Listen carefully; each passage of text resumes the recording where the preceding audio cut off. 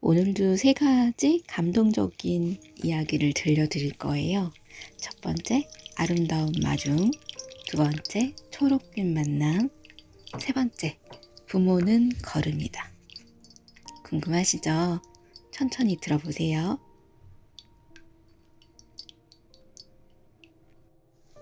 아름다운 마중.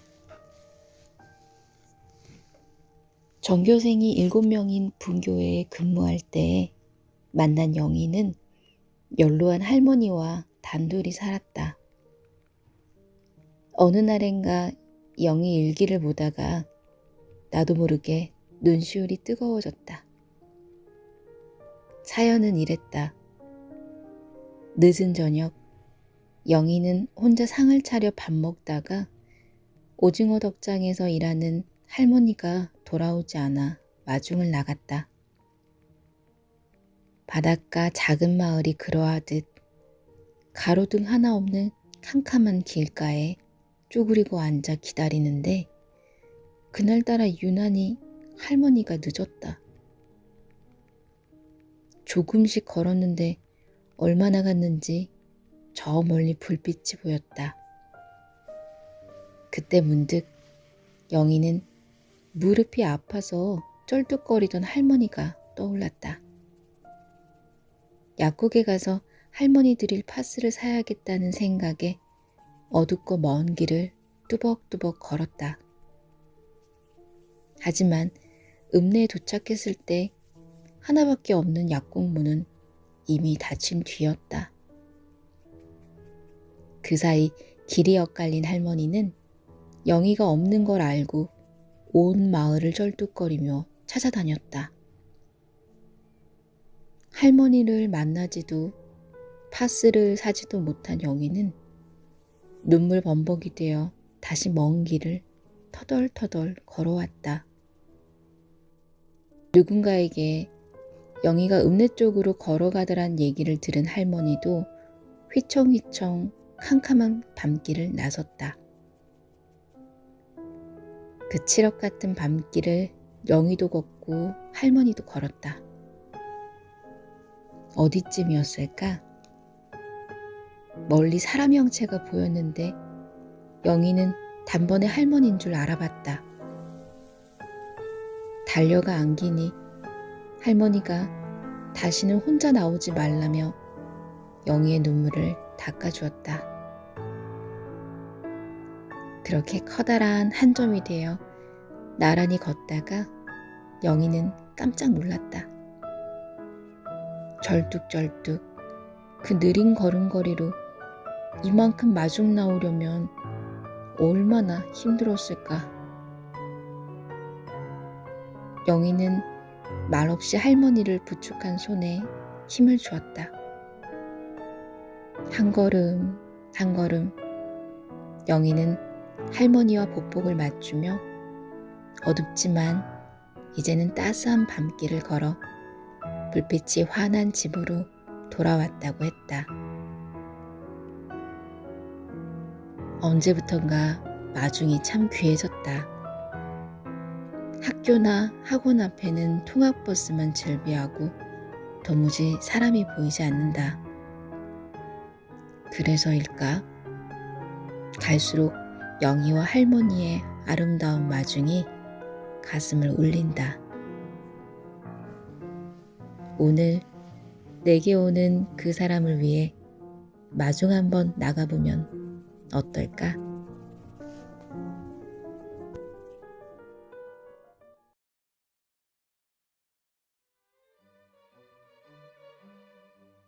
초록빛 만남.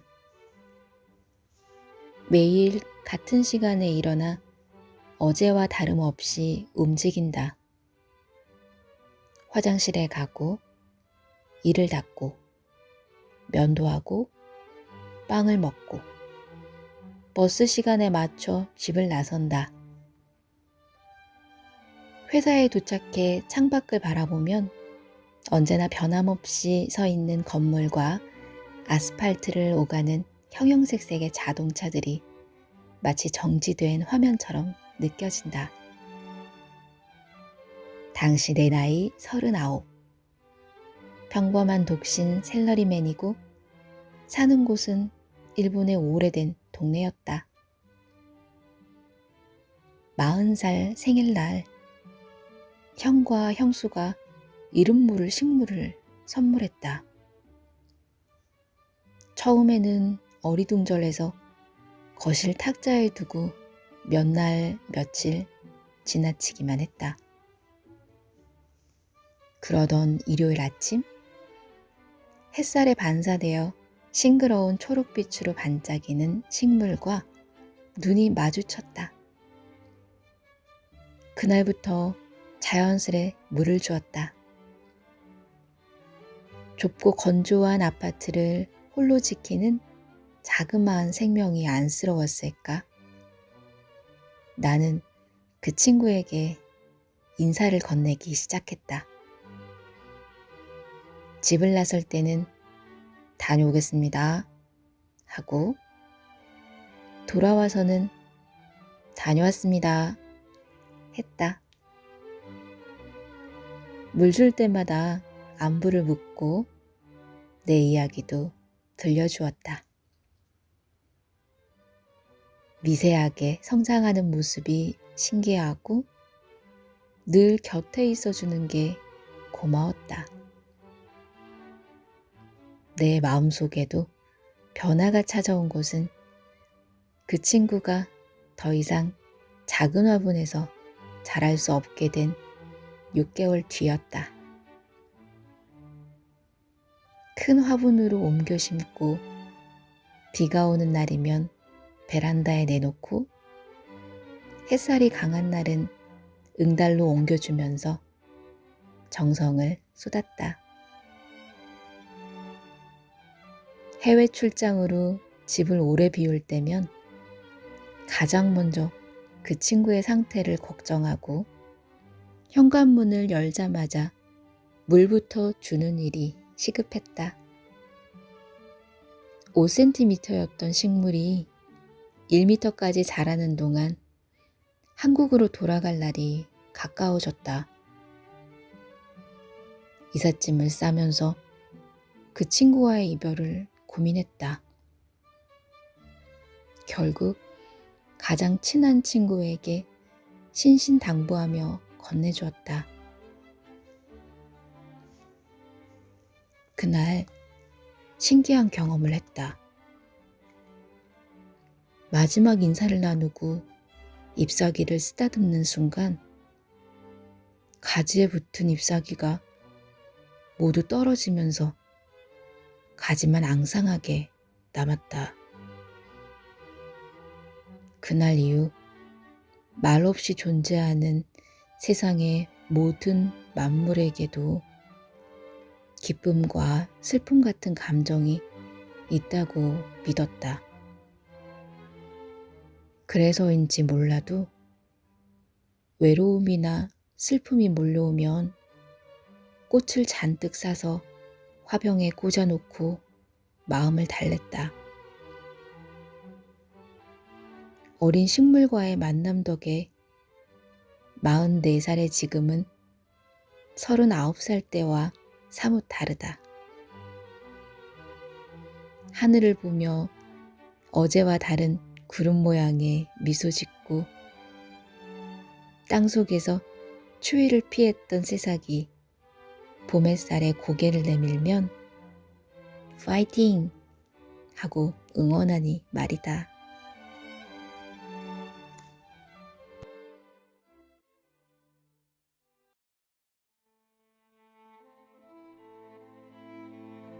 부모는 걸음이다. 봄날 친구와 점심 약속을 잡았다. 오랫동안 친하게 지낸 친구와의 추억을 떠올리며 걷는데 눈앞에 서점이 보였다. 어릴 적부터 자주 책을 사보던 곳이었다.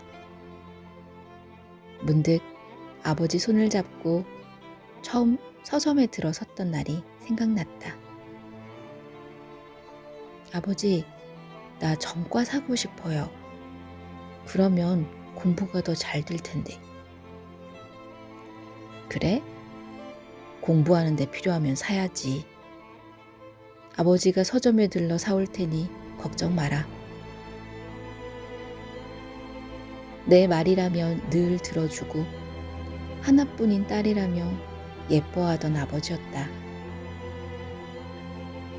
그 시절 아버지는 자전거를 타고 출퇴근했다. 내 책은 아버지 자전거 뒷자리에 묶여왔다. 나는 자전거 소리가 들리면 용수철처럼 뛰어나갔다. 아버지, 다녀오셨어요?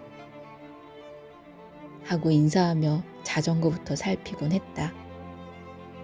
그때마다 내가 갖고 싶은 책들이 실려 있어 좋았다. 아버지는 그런 나를 흐뭇하게 바라보았다.